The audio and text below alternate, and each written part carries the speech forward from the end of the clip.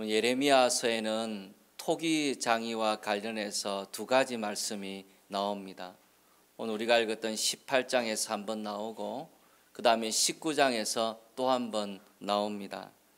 그렇지만 이 두 가지 말씀의 의미는 전혀 달라요. 19장에서는 하나님께서 예레미야 선지자에게 토기장이 집으로 가가지고 옹기를 하나 사라고 하십니다. 그리고 그 옹기를 백성의 어른들과 제사장의 어른 몇 명과 함께 흰놈의 아들 골짜기로 내려가가지고 사람들 보는 앞에서 그 옹기 그릇을 깨트려 버리라고 하십니다. 사람들이 그 옹기 그릇이 깨지는 것을 자기 눈으로 보게 된 거예요. 그래서 하나님께서 그때 예레미야 선지자를 통해서 하나님이 이스라엘 백성들을 이와 같이 깨트리고 치실 것이라는 경고의 말씀을 이 예레미야 19장에서 하십니다. 근데 오늘 18장에서도 토기장이 집으로 내려가라고 하시는데 이 18장에서는 19장과 전혀 다른 의미로 하나님이 또 말씀을 하세요. 하나님께서 예레미야 선지자에게 토기장이 집으로 내려가라 그럽니다. 이 토기장이는 보통 물이 많은 지역에 살아야 돼요. 그래야 물이 있어야 토기를 만들지 않겠습니까? 그래서 보통 저지대에 이제 토기장이들은 살기 때문에 예레미야 선지자가 그쪽으로 내려가게 된 겁니다. 뭐 때문에 가라고 하시는지 무슨 말씀을 하실 것인지 하나도 모르는데 무조건 거기 가라고 하시는 거예요. 거기 가면은 하나님의 말씀이 들려질 것이라 그렇게 말합니다. 그래서 예레미야 선지자는 그 말씀에 순종해서 토기장이 집으로 내려가게 돼요. 그 집에 들어가 보니까 토기장이가 열심히 이제 농로에다가 토기를 그 진흙을 올려가지고 그릇을 만들고 있는데 빙글빙글 돌아가는 그 농로에다가 가지고 진흙으로 그릇을 만드는데 이 진흙으로 만든 그릇이 갑자기 팍 옆으로 터져버리게 되는 겁니다. 그러면 어떻게 합니까? 토기장이가 다시 계획을 바꾸어 가지고 다른 토기를 만들게 되는 거예요. 이거는 토기장이가 잘못한 게 아니고 진흙에 문제가 있는 거예요. 진흙에 문제가 있어서 이 그릇이 의도한 대로 나오지 않으니까 꽃병을 만들려고 하다가 꽃병으로 안 될 것 같으니까 토기장이가 이제는 밥그릇을 만들기로 마음을 바꾸어 가지고 계획을 바꾸어 가지고 다른 종류의 토기를 만들게 되는 겁니다.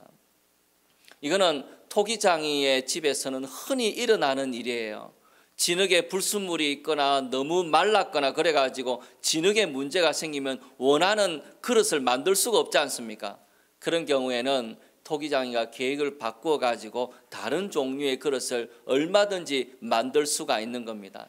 이거는 하나도 이상한 일이 아니고 아주 평범한 일이고 자연스러운 일인 거예요. 예레미야가 그걸 딱 보고 있을 때 하나님께서 예레미야 선지자에게 하시는 말씀입니다. 오늘 하나님께서 우리에게 하시고자 하는 말씀은 뭐 복잡한 말씀이 아니에요. 아주 단순한 말씀입니다. 그리고 하나님께서 두 가지를 오늘 예레미야 선지자를 통해서 우리에게 알리시기를 원하세요. 저는 이 두 가지 말씀을 우리가 꼭 기억하고 하나님 앞에서 살기를 바랍니다. 첫 번째로 예레미야 선지자를 통해서 하시고자 하는 말씀이 뭐냐 하면 하나님께서는 이 세상의 모든 일에 주권을 갖고 계시다는 거예요. 특별히 우리의 인생에 대해서 하나님이 주권을 갖고 계시다는 것입니다. 우리를 어떻게 비유하시냐면은 토기장이의 작업대 위에 있는 진흙과 같다라는 거예요. 여러분, 토기장이 작업대 위에 진흙이 놓여 있으면은 토기장이가 원하는 대로 토기장의 뜻대로 진흙을 다듬어 가지고 그렇게 그릇을 만들지 않습니까? 우리 인생이라는 것은 하나님의 농로 위에 놓여 있는 연약한 진흙과 같은 것이 우리의 인생이라는 거예요. 그리고 그것을 가지고 하나님의 뜻대로, 하나님이 원하시는 대로, 하나님이 기뻐하시는 대로 그 진흙을 통해서 그릇을 만들어 가시는 것이 하나님의 역사라는 것입니다. 그러니까 우리는 진흙과 같은 존재이고 하나님은 토기장이와 같이 원하는 대로 그렇게 하나님께서 뜻을 이루어 가신다는 거예요. 이 토기장이가 밥그릇을 만들려고 하는데 나는 밥그릇이 싫어요, 꽃병이 되고 싶어요, 그렇게 말할 수도 없고, 그렇게 말한다 그래서 토기장이가 뜻을 돌이킬 이유도 전혀 없는 거예요. 토기장이는 토기장의 뜻대로 원하는 대로 그릇을 만들어 가게 됩니다. 그게 하나도 잘못된 게 아니에요. 왜냐하면 토기장이는 그렇게 할 수 있는 권세가 있기 때문이에요. 토기장이가 꽃병을 만든다고 한들 그 다른 그릇을 만든다고 한들 누가 뭐라고 말할 수 있습니까? 그건 토기장이에게 고유한 권세인 거예요. 마찬가지로 하나님께서는 우리 인생에 권세를 가지고 계십니다. 원하는 대로 얼마든지 역사하실 수 있는 권세를 가지고 계세요. 하나님은 우리의 창조주가 되시고 우리를 구속해내신 분이시기 때문에 우리의 인생에 대해서 주권을 가지고 있습니다. 얼마든지 하나님이 기뻐하시는 대로 역사하셔도 누구도 거기에 대해서 말할 수 없고 누구도 거기에 대해서 이의를 달 수 없는 완벽한 권세를 우리 인생에 가지고 계시다는 거예요. 그래서 우리는 진흙과 같은 존재이고 하나님의 뜻대로 하나님께서 원하시는 대로 우리의 인생 가운데 역사하신다. 그것을 우리에게 말씀하고 계십니다. 하나님은 우리 개인의 인생의 주권자가 되시는 것뿐만이 아니고 하나님은 온 세상의 주권자가 되세요. 이 온 세상도 하나님이 만드신 것입니다. 그래서 하나님이 기뻐하시는 나라를 일으켜 세우실 수 있는 권세가 있어요. 아수르 같은 나라를 들어 사용할 수 있도록 하나님이 아수르란 나라를 부강한 나라로 일으켜 세울 수 있는 권세도 갖고 계시고, 그 아수르란 나라를 바벨론이란 나라를 통해서 치시고 새로운 나라로 바벨론을 일으켜 세울 수 있는 권세도 가지고 계시다는 것입니다. 하나님께서 참새 한 마리도 하나님의 뜻이 아니면 떨어지지 않는다 그랬어요. 여러분, 참새 한 마리가 날아가는 것이 이건 대단한 일이 아니지 않습니까? 아무것도 아닌 참새예요. 그런데 그 참새를 할지라도 하나님이 허락지 아니하시면 땅에 떨어지는 법이 없다라는 것입니다. 하나님께서 우리 인생에 완벽한 권세를 가지시고 주권을 가지시고 자기가 복을 주고자 하는 민족에게 복을 주실 수 있고 하나님이 기뻐하지 않는 민족에게 저주할 수 있는 하나님의 권세를 가지고 계시다. 그것을 우리에게 분명하게 말씀하고 계십니다. 그러면 이것이 우리에게 뜻하는 것이 무엇입니까? 그럼 우리가 하나님의 주권을 인정하는 것이 백성들의 신앙의 기본인 거예요. 하나님의 주권을 인정하고 살아가는 것, 그것이 우리 인생에서 매우 중요한 것이 됩니다. 여러분, 예레미야 17장 5절에 보면 이런 말씀이 있어요. 여호와께서 이와 같이 말씀하시니라. 무릇 사람을 믿으며 육신으로 그의 힘을 삼고 마음이 여호와에게서 떠난 그 사람은 저주를 받을 것이라. 사람을 믿고 육신으로 그의 힘을 삼고 마음이 여호와에게서 떠난 사람은 저주를 받는다. 하나님이 말씀하십니다. 그러나 17장 7절부터 8절 말씀을 보시면 무릇 여호와를 의지하며 여호와를 의뢰하는 그 사람은 복을 받을 것이라. 그런 물가에 심어진 나무가 그 뿌리를 강변에 뻗치고 더위가 올지라도 두려워하지 아니하며 그 잎이 청청하며 가무는 해도 걱정이 없고 결실이 그치지 아니함 같으니라. 여호와를 의뢰하는 사람은 물가에 심어진 나무와 같다라는 거예요. 그 빛이 청청하고 또 마르지 않고 걱정이 없이 결실하는 삶을 산다라는 것입니다. 그래서 하나님께서 우리 인생의 주권을 가지고 계시고 하나님의 뜻이 이루어지고 우리의 모든 인생은 하나님께 달려있다. 사람에게 달려있는 게 아니고 이 사람의 잘못이 아니고 이 사람의 것이 아니고 하나님께서 우리 인생 가운데 역사하시고 우리의 모든 인생은 하나님의 손에 달려있다라는 것을 믿는 것, 그것이 우리 인생에서 제일 중요한 믿음이 됩니다. 사람이 할 수 있는 게 아니에요. 우상이 할 수 있는 것이 아니에요. 점장이가 무슨 복을 주고 또 저주를 내리고 그리 할 수 있는 게 아니에요. 별자리가 그렇게 할 수 있는 것이 아닙니다. 집안에 털을 좋은 데 쌓아가지고 그런 게 아니고 조상 때문에 그런 것도 아니고 이 세상에서 복을 주시고 저주할 수 있는 권세를 갖고 계시는 분은 하나님밖에 없다. 하나님께서 우리의 모든 것을 결정하신다는 믿음을 가지고 살아가게 될 때에 그 사람은 시냇가에 심어진 나무와 같이 청청하고 결실을 맺는 그런 삶을 살아간다고 하나님이 우리에게 분명하게 말씀하고 계십니다. 그래서 오늘부터 우리의 인생이 하나님께 달려 있음을 믿고 하나님께 기도하고 하나님이 우리의 모든 것을 주관하신다는 그런 신앙을 가지고 자꾸 사람을 바라보지 말고 세상을 바라보려고 하지 말고 하나님을 바라보고 살아가기로 마음에 결단하는 우리 모두가 되기를 원합니다. 두 번째로 하나님이 예레미야 선지자에게 하시고자 하는 말씀이 이것이에요. 하나님이 우리의 인생에서 절대 주권을 가지고 계시는데 하나님이 우리에게 심판하시고자 하시면 그것을 막을 수 있는 권세가 세상에 없어요. 그것을 어느 누가 막을 수가 있겠습니까? 그런데 하나님이 우리의 인생 가운데 절대적인 주권을 가지고 계시는데 그런데 하나님의 뜻이 바뀔 수도 있다라는 거예요. 사람이 어떻게 하는가에 따라서 하나님의 뜻이 바뀔 수도 있다. 오늘 그렇게 우리에게 말씀해 주고 계십니다. 여러분 이것이 얼마나 놀라운 말씀인지 몰라요. 여러분 세상에 어떻게 하나님의 뜻이 바뀔 수가 있습니까? 하나님이 어떤 사람을 향해서 징계의 채찍을 들기로 마음을 정하셨다 그러면은 그걸 막을 수 있는 어떤 세력도 세상에 없지 않아요. 그걸 누가 막을 수가 있다는 것입니까? 어떻게 그것이 바뀔 수가 있냐는 거예요. 그는 절대로 바뀔 수가 없는 완벽한 뜻을 갖고 계시고 절대적인 주권을 갖고 계시는 하나님이 하시는 일이라는 거예요. 그런데 하나님이 그렇게 우리의 인생의 주권을 가지고 계시는데 우리를 향하신 하나님의 뜻이 달라질 수 있다라는 거예요.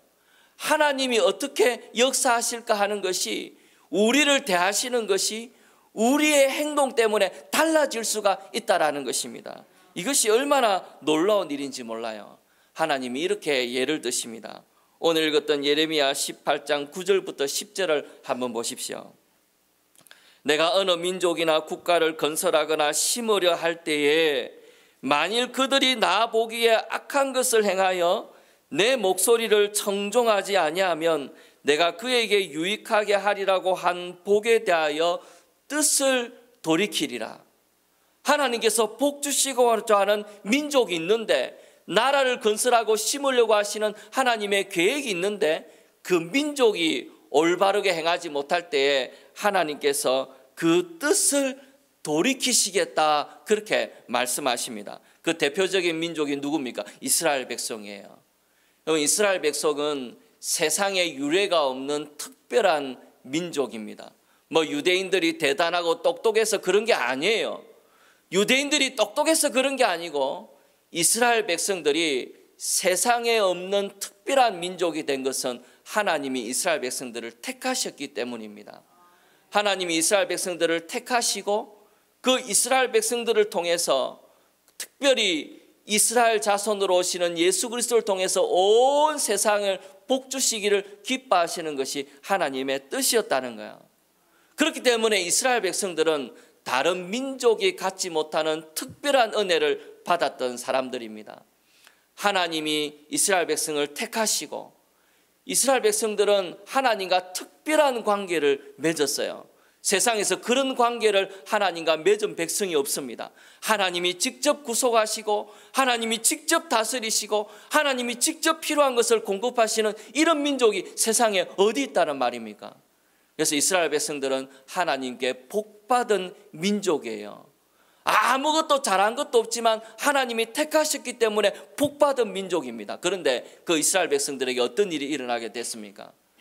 예루살렘 성읍이 불타서 없어지고 백성들은 포로로 끌려가는 수치를 당하고 하나님의 성전이 불타는 이와 같은 엄청난 일이 왜 일어나게 됐습니까? 그들은 그런 일들이 일어날 백성들이 아니에요. 하나님의 복받은 백성들입니다. 그런데 하나님의 복받은 그런 백성들에게 어떻게 그런 일이 일어날 수가 있냐는 것입니까? 그것은 백성들이 범죄하게 되었을 때에, 하나님 앞에 나오지 않고 우상에게 나아가게 되었을 때에, 악하게 행하게 되었을 때에 하나님께서 복 주시려고 하시는 그 계획 대신에 이스라엘 백성들을 심판하시고 징계하시는 것입니다. 물론 하나님의 뜻이 이루어져요.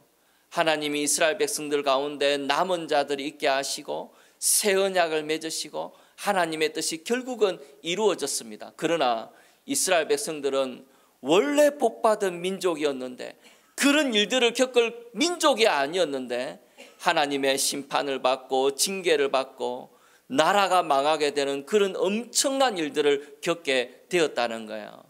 하나님이 복 주시는 민족이지만은 잘못 행하게 됐을 때 하나님이 그와 같이 징계하실 수가 있다라는 것입니다.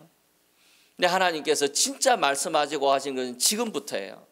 지금부터 말씀하시고자 하는 것이 하나님이 이스라엘 백성들에게 또 우리들에게 하시고자 하는 말씀입니다. 하나님은 이스라엘 백성들에게 심판에 대해서 여러 번 말씀하셨지만 하나님의 뜻은 이스라엘 백성들이 망하는 것이 하나님의 뜻이 아닙니다. 하나님의 뜻은 이스라엘 백성들이 회복되어지고 하나님 앞에 다시 나오는 것이 하나님의 뜻이었어요. 그래서 많이 경고하신 것입니다. 하나님께서 지금 예레미야 선지자에게 하시고자 하는 말씀을 우리가 한번 보기를 원합니다. 18장 7절부터 8절을 한번 보십시오. 내가 어느 민족이나 국가를 뽑거나 부수거나 멸하려 할 때에 만일 내가 말한 그 민족이 그의 악에서 돌이키면 내가 그에게 내리기로 생각하였던 재앙에 대하여 뜻을 돌이키겠고, 만약에 하나님이 치시기로 작정하셨다 할지라도 그 백성들이 악에서 떠나고 하나님을 향하여서 돌이키게 되었을 때에, 하나님께로 다시 돌아오게 되었을 때에 하나님께서 그 뜻을 돌이키겠다, 그렇게 말씀하십니다. 누구도 꺾을 수 없는 하나님의 주권이 있는데, 하나님의 계획이 있는데 그 뜻을 바꾸시겠다는 거예요. 그러면 세상에 하나님의 뜻을 바꿀 수 있는 게 뭐가 있겠습니까? 하나님의 계획을 바꿀 수 있는 게 뭐가 있겠어요? 그런데 하나님께서 그런 것이 있다라고 말씀하십니다. 그게 무엇입니까? 무엇이 하나님의 뜻과 계획을 바꾸게 할 수 있습니까? 그것은 회개입니다. 회개하면, 돌이키게 되면 하나님께서 뜻과 계획을 바꾸시겠다는 거예요. 여러분, 이것은 하나님의 사랑입니다. 하나님은 절대 주권을 가지고 계시기 때문에 진흙이 문제가 생기면 그냥 버려버리면 돼요. 새로 얼마든지 진흙을 가져와서 원하는 것을 만들어 가실 수가 있습니다. 그런데 하나님께서 왜 꽃병을 만들라 하시다가 밥그릇을 또 만들고, 왜 그렇게 자꾸 뜻을 바꾸시고 왜 다시 한번 우리에게 기회를 주십니까? 우리가 돌이키기를 원하시기 때문이에요. 그래서 하나님께서 세상의 모든 것을 주관하고 계시고 완벽한 능력과 권세를 갖고 계시는 하나님이시지만은, 회개하는 사람에게는, 하나님께서 다시 돌이키는 사람에게는 하나님이 뜻을 바꾸시겠다는 거예요. 여러분, 회개라는 것이 하나님께로 돌이키는 것입니다. 하나님께로 다시 돌아가는 거예요. 하나님께로 다시 돌아가기만 하면은 하나님께서 그 뜻을 바꾸시겠다고 우리에게 약속해 주고 계십니다. 이 대표적인 사람이 누구냐면 므낫세 왕이에요. 이 므낫세 왕은 이스라엘 백성의 왕 가운데 제일 못된 왕을 하나 꼽으라 그러면 이 므낫세 왕을 꼽을 수 있을 거예요. 이 므낫세 왕은 이스라엘을 망친 왕입니다. 온갖 우상을 다 들려와 가지고 이스라엘 백성들이 우상 숭배에 빠지게 만든 것이 므낫세 왕이고, 의로운 사람들의 피를 수없이 흘린 것이 이 므낫세 왕이에요. 하나님이 돌이키라 그래도 뜻을 굳게 하고 돌이키지 않고 고집을 부리고 했던 왕이 이 므낫세 왕입니다. 세상에서 제일 가망 없는 사람들 가운데 한 명을 꼽으라면 이 므낫세 왕일 거예요. 아마 이 므낫세 왕이 회개하고 하나님께 돌아갈 수 있으면 세상의 모든 사람도 다 돌아갈 수 있다, 그렇게 생각이 들 정도로 악한 왕이 므낫세 왕입니다. 정말 못된 왕이에요. 그런데 이 므낫세 왕에게 어떤 일이 있었냐면은 하나님이 이 므낫세 왕을 치셔가지고 아수르 사람한테 이 사람이 잡혀가요. 포로로 끌려가면서 수치와 모욕을 당하게 되었을 때에 이 므낫세 왕이 여호와를 기억하고 돌이키게 됩니다. 여러분, 역대하 33장에 보면 그가 환난을 당하여 그의 하나님 여호와께 간구하고 그의 조상들의 하나님 앞에 크게 겸손하여 기도하였으므로 하나님이 그의 기도를 받으시며 그의 간구를 들으시사 그가 예루살렘에 돌아와서 다시 왕위에 앉게 하심에 므낫세가 그제서야 여호와께서 하나님이신 줄을 알았더라. 이 므낫세 왕이 그와 같은 일을 당했을 때에 하나님 앞에 돌이키고 겸손하게 하나님의 뜻을 구하게 되었을 때에 하나님이 므낫세를 다시 불러들이시고 다시 왕위에 앉게 하시고 여호와가 하나님 되신다는 것을 깨달아 하는 그 은혜를 므낫세 왕에게 주셨다는 것입니다. 여러분, 우리의 인생에서 더 이상 이제 소망이 없지 않냐, 더 이상 이제 길이 없지 않냐, 이제는 다 끝난 게 아닌가 그런 생각이 우리 마음에 들 때 있을 때 그래도 아직 한 가지 할 수 있는 게 남아 있어요. 세상의 모든 것이 다 끝났다고 생각됐을 때 그래도 하나 할 수 있는 것이 우리에게 남아 있습니다. 그것이 무엇입니까? 회개입니다. 회개하는 것은 마지막까지 남아 있어요. 우리의 호흡이 멈추기 전까지 회개하는 것은 언제나 할 수 있는 일입니다. 마음을 돌이키는 것은 할 수 있는 일이에요. 그러나 그렇게 했을 때에 하나님이 그 사람에게는 은혜를 베푸시고 하나님이 치시려는 계획을 바꾸시겠다, 그렇게 우리에게 말씀해 주고 계십니다. 여러분, 다른 사람의 잘못을 자꾸 지적하는 사람한테는 소망이 없어요. 그러나 자기의 잘못을 뉘우치고 깨닫는 사람에게는 언제나 소망이 있습니다. 어떤 형편에 놓였든지 간에 자기의 잘못을 깨닫고 자기가 하나님 앞에 잘못되었다는 것을 깨닫고 자기의 마음을 뉘우치고 하나님께로 나오는 사람은 언제나 소망이 있는 법이에요. 하나님께서 그 사람에게는 은혜를 베푸시고 뜻을 돌이키셔서 하나님이 또 다른 그릇으로 만들어 가시고 역사하시게 됩니다. 여러분, 이스라엘 백성들은 18장 12절에 보면 이런 말씀을 들었음에도 불구하고 우리의 계획대로 행하며 우리는 각기 악한 마음이 완악한 대로 행하리라. 끝까지 고집을 부리고 하나님 앞에서 돌이키지 않겠다고 결심하고 있는 백성들이 있어요. 하나님이 아무리 말씀하시고 자기의 양심에서 그것이 잘못되었다는 걸 알면서도 자기의 고집을 꺾지 않고 자기의 자존심을 꺾지 않고 끝까지 이대로 하겠다라고 그렇게 결심하게 되었을 때에 결국에는 하나님의 심판이 그 자리에 임할 수밖에 없었더랬습니다. 여러분, 회개하는 것은 하나님을 경외해야 할 수 있어요. 하나님을 두려워할 줄 알아야 할 수 있는 일입니다. 하나님을 두려워하는 마음이 생겨야 하나님 앞에 돌이킬 수 있고, 그렇게 돌이키는 마음에 하나님께서 복을 주시고 은혜를 베풀어 주십니다. 다시 하나님의 은혜를 경험하는 자리로 나아갈 수 있게 만드는 그 놀라운 능력이 회개에 있다라는 거예요. 하나님의 그 계획이 바뀌어질 수 있는 여지가 생기게 되는 것이 회개라고 우리에게 말씀하고 계십니다. 여러분, 우리가 마음을 하나님 앞에 하는 것이 제일 중요합니다. 우리가 세상을 살아가노라면 마음이 자꾸 딴 데로 가요. 세상으로 우리 마음이 가고 재물에 우리 마음이 가고 자꾸 다른 데로 우리의 마음이 가는데 다시 우리가 하나님께로, 여호와 하나님께로 우리 마음을 돌이키고 다시 하나님께서 모든 것을 주관하신다는 그 믿음 하에 굳게 서서 하나님 앞에 나아가게 되었을 때에 그 사람에게는 하나님이 은혜를 베풀어 주시고 새롭게 살아갈 수 있는 그런 역사를 부어주시기 마련입니다. 오늘 하나님이 그 말씀을 우리에게 주기를 기뻐하세요. 우리가 다시 하나님께로 우리 마음을 돌이키고 회개하고 다시 하나님 앞으로 나아오는 우리 모두가 되기를 소원합니다. 우리 기도드리겠습니다.